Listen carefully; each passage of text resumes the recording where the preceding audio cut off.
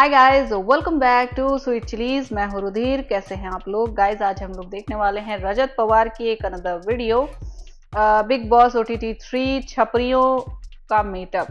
रजत Pawar start करते हैं video. इसकी ओरिजिनल लिंक आपको डिस्क्रिप्शन में मिल जाएगी। You must be check out the channel.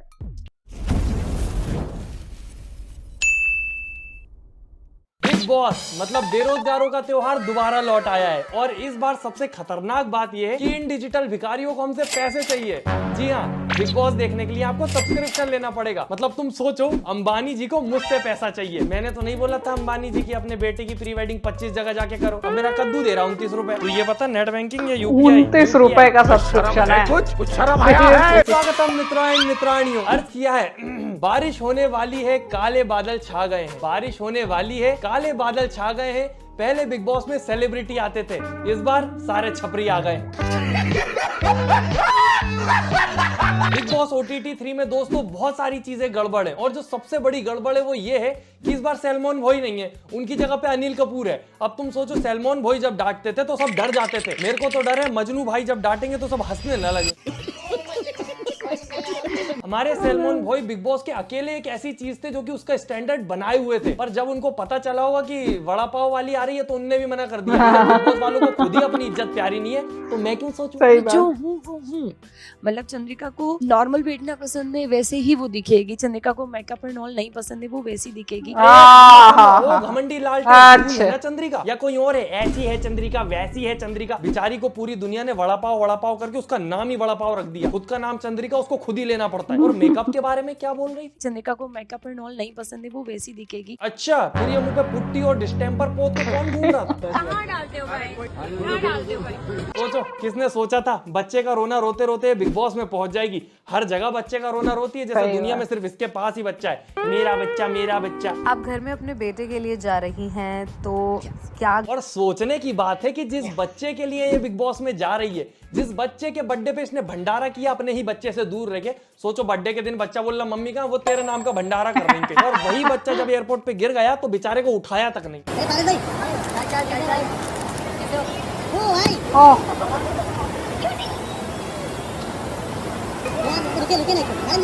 भाई कोई सी भी माँ हो कंसर्ट हो जाती है तुरंत ही। क्या है ये? पोज देने लग गई और बेचारा पीछे बच्चा गिर गया, उससे किसी को कोई मतलब ही नहीं है। एक तो सच बताऊं तो इसका बच्चा कौन है पता भी नहीं चल पाता, क्योंकि इंटरनेट पे सर्च करो कि बड़ा पाव वाली का बच्चा तो वो आ जाता है ओवर एक्टिंग।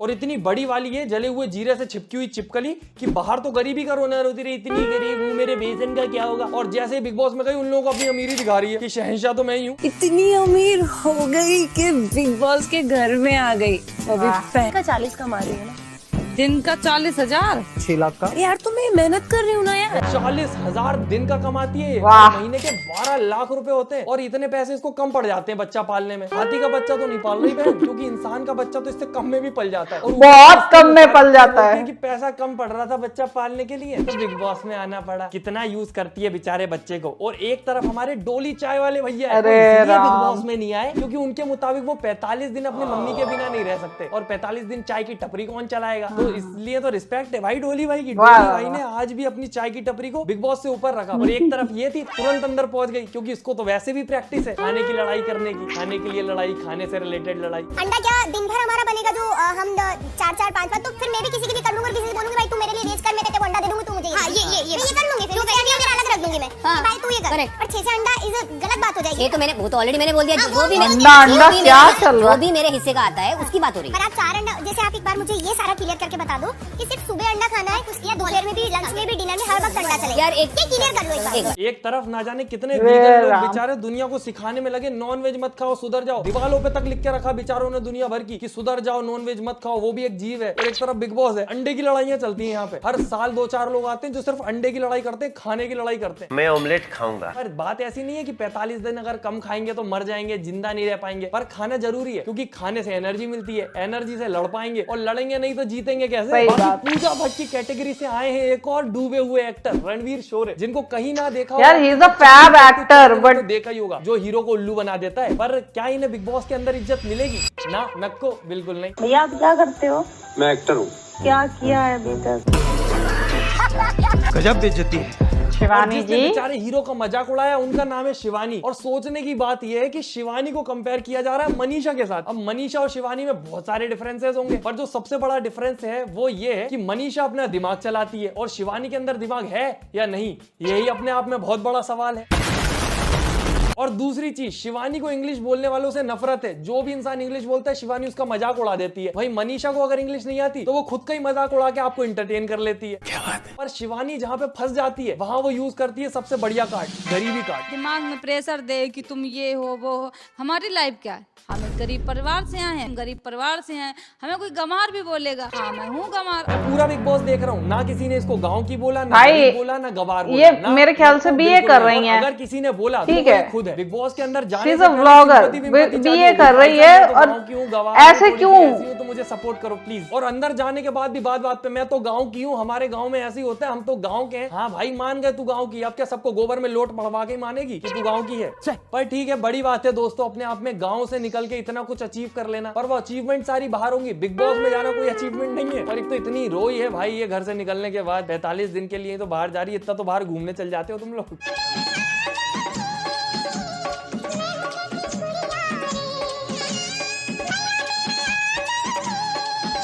अरे प्यारे भोले भाले लोगों, वो विदाई नहीं हो रही है, जा रही है, वो बेरोजगारों के घर में जा रही है लड़ाई करने, जहाँ पर बहुत ज्यादा बदतमीजी होती है और बहुत बदतमीज लोग आते हैं एक से बढ़ के। यहाँ जाने के लिए रोना तो वैसे चाहिए, हाँ इस बात के लिए रो लो कि ये कहाँ जा रही है।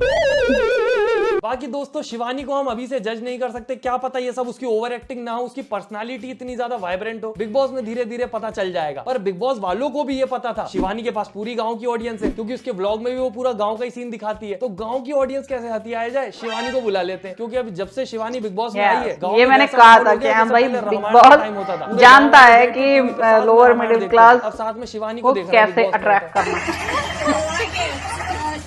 मेरी रियल है बाप रे, जितनी फैन फॉलोइंग दिख रही है ऐसे तो पूरे गांव वाले ही वोट देके शिवानी को जिता देंगे। और दोस्तों हर चीज की दो साइड होती है, कुछ गांव वाले शिवानी के अगेंस्ट में भी हैं। उत्तर प्रदेश के ओरेला जिले के छोटे से गांव डिबियापुर की रील बनाने वाली लड़की Shivani Kumari big boss OTT 3 में पहुंच गई है। ये दूसरी लड़कियों को भी रील बनाने और अश्लील नृत्य ये गलत है। अश्लील कोई नहीं है उसकी वीडियो, ठीक ठाक ही पहनती है। और जहां तक मैंने देखा ये फेमस हुई है हेलो फ्रेंडा बोल के। हाँ। नया वर्ड था फ्रेंडा, वो इतना चला टिकटॉक पे कि वायरल हो गई। हाय फ्रेंडा। और इसको मेरे मम्मी पापा तो तब से देख रहे हैं जब ये टिकटॉक पे थी, उनने मुझे दिखाया था देख हेलो फ्रेंडा बोल रही है। मैंने भी बोला था नाइस। और इसीलिए अब इसके बारे में हम ज्यादा बात नहीं करेंगे। अब हम बात करेंगे अरमान मलिक, जो कि विद फैमिली आ गए बिग बॉस में। हर सक्सेसफुल मर्द के पीछे एक औरत का हाथ होता है, आपके पीछे तो 2 औरतों और 4 हाथ हैं। कहाँ क्या तपस्या की थी भाई आप लोगों ने, आपने क्या तपस्या की थी? सर कुछ नहीं किया। अनिल सर कम से कम सच तो बोल लेते दैट दिस इज इलीगल। जो उसके लिए तपस्या करनी पड़े कि कौन सी तपस्या करी थी? मैगी के पैकेट में 2 मसाले नहीं निकल गए जो इतनी खुशियां मनाई जा रही हैं। क्या तपस्या की थी भाई आप लोगों ने, आपने क्या तपस्या की थी? ऐसी चीजें होती हैं दोस्तों जब मुझे सैलमोन भोई की याद आने लग जाती है। अभी वो होते तो सही मजे लेते, क्योंकि मामला फिर पर्सनल हो जाता कि उनके पास एक भी नहीं है, इनके पास 2 और दोस्तों बिग बॉस वालों का मेरे को समझ नहीं आया कि इनको नॉर्मल इनविटेशन कार्ड भेजा था या फिर शादी का इनविटेशन कार्ड भेजा था जो साथ परिवार चले आए। और सोचने की बात ये है दोस्तों कि इनके 4 बच्चे हैं जिनको ये घर पे छोड़ के तीनों के तीनों बिग बॉस में आ गए। और मेरे ख्याल से भी वो बच्चे छोटे भी हैं, ये दोनों एक साथ प्रेग्नेंट थी। मिलेगी जब अरमान मलिक के सामने ऑप्शन आएगा कि दोनों बीवियों में से कोई एक चूज करो, और वो जाके किसी तीसरी को चूज कर लेगा। पर दोस्तों हंसने वाली बात तो ये कि अरमान भाई अंदर जाके लोगों को बता रहे हैं कि हाउ टू मैनेज 2 वाइफ्स। एक नहीं संभाल पाए तो मुझे लग रहा है कि आपके अंदर कुछ क्वालिटीज कम होंगी, इसलिए आप एक नहीं संभाल पाए। यही तो समझने आए हैं अरमान भाई। तो पहली चीज आप सीख लो कि हर चीज सेम नहीं होती। आप जो कर पाओगे वो मैं नहीं कर पाऊंगा, और कुछ चीजें कुदरत देती है तो कुदरत के सामने हमारी नहीं चलती। पहला तो ये हाँ, सही बात। ये रिश्ता चला ये दोनों, और हर आदमी चाहता है उसकी 2 वाइफ हो। पहली बात तो ये कौन से पतियों से पूछ लिया जिनको 2 वाइफ चाहिए? और ये क्या होता है भाई कि सबको ही 2 वाइफ चाहिए होती है? वाइफ है भाई, चप्पल नहीं है कि एक जोड़ी में 2 चप्पल तो लगेंगी ही लगेंगी। अरमान भाई की एक बात से सहमत हूं मैं कि कुछ क्वालिटीज है उनके अंदर जो सबके अंदर नहीं है। एक लेवल की बेशर्मी चाहिए उल्टे काम करके उसको फ्लेक्स करने के लिए। 2 वाइफ है भाई, सबको चाहिए मेरी बात पर। बाकी इस बार ये भी पता चल जाएगा कि इन 2 सौतनों में व्लॉग्स के अंदर जितना प्यार दिखता है वो सच में है भी या नहीं। यहाँ पे लड़ाई झगड़ा देख के मजे ही अलग आएगा। और हर बार दोस्तों बिग बॉस में फॉरेनर आता था, एक फॉरेनर कोटे से। इस बार नहीं बुलाया उन्होंने कि वो आता है पहले हफ्ते में चला जाता है, कोई मतलब निकलता नहीं है। इस बार उसकी जगह इन्हें नेजीदा बा को बुलाया है। वो इतना कम बोल रहे हैं कि समझ ही नहीं आ रहा है भी या नहीं। तो मैं बर्तन धो रही थी तो मुझे आके बता आपने नाश्ता किया? अच्छा। तो मैंने बोला हाँ मैंने किया। तो तो मैंने बोला मैंने 2 अंडे खाए ना, तो उसको टॉन्टिंग लगी। तो मैंने कहा लिसन, देखो ये लगा कि अगर मैं तुझे ये बोल रही हूँ कि तू सिर्फ 2 अंडे दिन में खा, देना आई एम रॉन्ग। आप मुझे बस कैप्टन बना दो, मैं बताती हूँ रूल क्या होता है इसलिए। भाई साहब मैं भी बिल्कुल नेजी जैसा ही हूँ, एकदम इंट्रोवर्ट, हाँ हूँ बोल के कन्वर्सेशन से बच के निकल जाओ, क्योंकि अपन एक बोलेंगे सामने वाला 4 बोलेगा, इतनी बातें करनी पड़ेगी, इतनी एनर्जी है कि इसमें हालात आती है भाई अपन को। तो I can feel you Naezy भाई। बाकी अभी तक जितने भी बिग बॉस में रैपर गए वो जीत के आए हैं। ये पहला रैपर होगा जो पहले हफ्ते निकलने का दम रखता है। और हमारे प्यारे लवकेश भाई, एल्विश भाई का बेस्ट फ्रेंड, वो जब बिग बॉस में गया, जब मुझे पता लगा इसका नाम कटारिया नहीं है, कटारिया तो सरनेम है, इसका नाम लवकेश है, और जब ये सब लोगों से मिलकर अपना इंट्रो दे रहा था तो ऐसा लग रहा था प्यार का पंछी है, प्यार बांट रहा है, love love love love love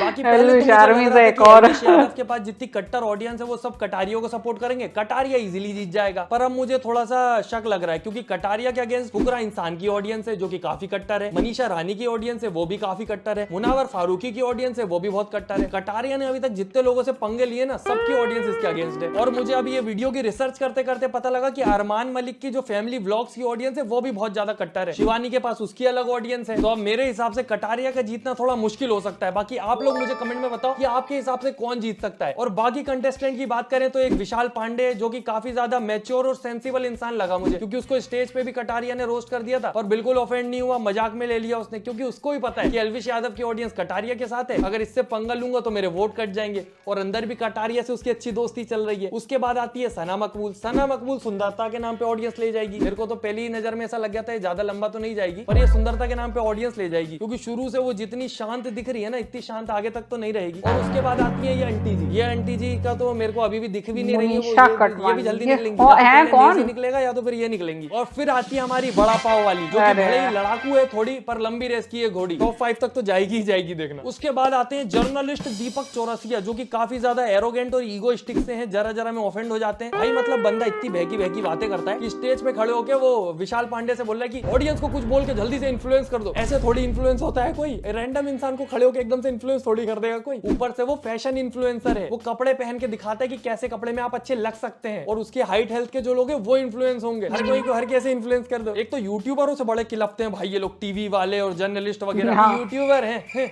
YouTuber हैं, क्या पता देखता कौन है इन्हें। और फिर आखिरी में यूट्यूबर ही जीत के निकलता है, बैठे रह जाते, फिर कहते हैं कि इनके पास तो ऑडियंस थी, हमारे पास ऑडियंस नहीं थी, क्योंकि तुम वो ऑडियंस का मजाक उड़ा रहे थे पूरे टाइम। और टीवी एक्टर की तरफ से आए साई केतन राव, जो कि एंट्री पे ही ओवर एक्टिंग करना चालू कर दी थी। शुरू हुआ, अंदर घुसा और रोने लग गया, और थोड़ा अंदर गया, अपनी कहानियां सुना के रोने लग गया। एक शालीन ये लोग जानबूझ के हर बार लाते हैं कि एक तो होना चाहिए ओवर एक्टिंग, बाकी लड़ भी पूरा जी जान से रहा है वो। और फिर आती है वो, क्या नाम है, सना, कौन सी है, सना सुल्तान, जो कि शायरियां वगैरह सुना रही है। वो तो बाहर वाली मुझे लगता नहीं जीतने की उम्मीद है उसकी, क्योंकि बाहर वाली थोड़ी जीतेगी जिसको सारी खबरें मिल रही। और एक पोलोमी है, जिसको तो मैं जानता भी नहीं हूँ कौन है, कैसी, और अभी दिख भी नहीं रही। अगर वो बेबी का जैसे विलेन बनने की दम रखती है तो ही आखिरी तक टिक पाएगी, वरना वो भी निकल जाएगी। और फिर आता है नीरज गोयत। नीरज गोयत से तो मुझे सच बताऊं बिग बॉस में जाने की उम्मीद भी नहीं थी, क्योंकि काफी ज्यादा इज्जतदार इन्फ्लुएंसर था। वो भी हो सकता है जीत जाए, पर वो जितना मैच्योर और सही दिखा है अभी तक, मुझे लगता नहीं बिग बॉस में छीछा लेदर मचा पाएगा वो। बाकी अभी नीरज गोयत के बारे में ज्यादा कुछ पता नहीं है, तो क्या पता कुछ अनएक्सपेक्टेड कर दे। बाकी मुझे तो यही लगता है कि आप लोग अभी एक चीज कर सकते हो, वीडियो को लाइक। भाई ज्यादातर वहाँ यही करते रहते हैं ना, वो अपना काम करने के नाम पे।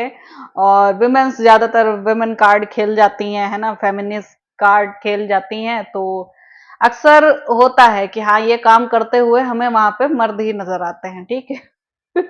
लेकिन एक चीज है भाई, इस बार सबके सब बहुत बड़े बड़े वाले लड़ाका आए हुए हैं, है ना। कि हाँ एक ततैये के छत्ते में अगर एक कंकड़ मारो तो सारे के सारे एक दूसरे से लड़ेंगे। सारे के सारे एक दूसरे से लड़ेंगे, वही वाली हालत हो रखी है। एक तो मुझे ये समझ में नहीं आ रहा, Armaan Malik, how he is influential. Illegal काम करके बैठा है यार। इल्लीगल लोगों को भी क्या मतलब, अब हमारे देश में फेम और ये रिस्पेक्ट मिलेगी हैं? अरे उसकी बीवी ने, ठीक है भैया, पहली बीवी ने, उसने कोई केस नहीं दर्ज किया है, FIR नहीं दर्ज किया है, but it is illegal anyway, ठीक है। और जो बच्चे अभी इनके पैदा हुए हैं, ठीक है, उन नन्हे मुन्ने बच्चों को घर पे छोड़ कर आए हैं ये लोग। एक साथ प्रेग्नेंट कर दिया और अब एक साथ ये दोनों को लेकर चले आए हैं, हाँ चलो तुम दोनों चलो, मेरे लिए एक और तीसरी ढूंढना वहां पे। हद हो गई। और वो लक्षण दिखाई भी दे रहे हैं, कई सारी ऐसी क्लिप्स बाहर आ रही हैं, हर जिसके साथ देखो उसके साथ फ्लर्ट कर रहा है, ठीक है। तो वही चीज है कि भाई साहब कुत्ते की दुम ना सीढ़ी की टेढ़ी ही रहेगी हमेशा, ठीक है, वैसा ही। और बड़ा पाव गर्ल भाई, वो इतनी बड़ी भीड़ से जब लड़ लेती है, ठीक है, चीख चीख के, इतनी चीख चीख के, ठीक, तो यहाँ बिग बॉस में तो देखते हैं भाई किस कदर ये गंध मचा पाती है, क्योंकि ज्यादातर हमने देखा है यार, ज्यादातर सीजन्स में यही हुआ है, जो सबसे ज्यादा जिसने गंध मचाई है वही जीता है, ठीक है, सबसे ज्यादा जो लड़ा है वही जीता है। हद हो गई, ज्यादातर सीजन्स की बात कर रही हूँ मैं, ठीक है। लोग मेरे पर वो मत हो जाना कि हाँ ऐसे करती है, ऐसे बोलती है, वैसे बोलती है, भाई जो मुझे लगता है मैं वो बोलती हूँ, जिस वीडियो के हिसाब से जो लगता है वो बोलती हूँ, ठीक। सो और यार एक चीज और है, वो शिवानी कुमारी, ठीक है, वो जैसे उसने अपनी जर्नी दिखाई है, ठीक है, जैसे लोग उसकी जर्नी के बारे में बात कर रहे हैं, वो किस जगह से उठकर उसके बाद किस जगह तक पहुंची है, वो काबिले तारीफ है, ठीक है। बहुत अच्छी बात है कि वो हाँ अपने आप को एक इन्फ्लुएंशियल पर्सन बना पाई है अराउंड हर विलेज, ठीक है। उसके लोगों में, उसके गांव के जितने भी लोग हैं सब उसे इन्फ्लुएंशियल मानते हैं, सब उसे बहुत अच्छा मानते हैं, सब उसे बहुत अच्छे से फॉलो भी करते हैं और फैन फॉलोइंग भी उसकी अच्छी है देसी ऑडियंस में, तो वो चीज़ सही है। बट कई बार क्या होता है ना, एक माइनर सी लाइन होती है, ठीक, कि एक तो होता है रियलिटी और एक होता है ओवर रियलिटी, ठीक है। तो वो रियलिटी और ओवर रियलिटी में ना जो वो बीच की लाइन है वो कहीं क्रॉस ना हो जाए, अपने आप को ज़्यादा रेलेवेंट दिखाने के चक्कर में, ज़्यादा देसी दिखाने के चक्कर में कहीं वो जो देसी और बेवकूफ़ी वाली जो सीमा होती है ना उसे पार ना करें, बस। बाकी तो सब बढ़िया है, चंगा है जी, ठीक। सो आई होप आप लोग को रिएक्शन पसंद आया होगा, अगर अच्छा लगा हो देन प्लीज़ लाइक और शेयर ज़रूर करना। मैं मिलूंगी नेक्स्ट वीडियो में, बाय।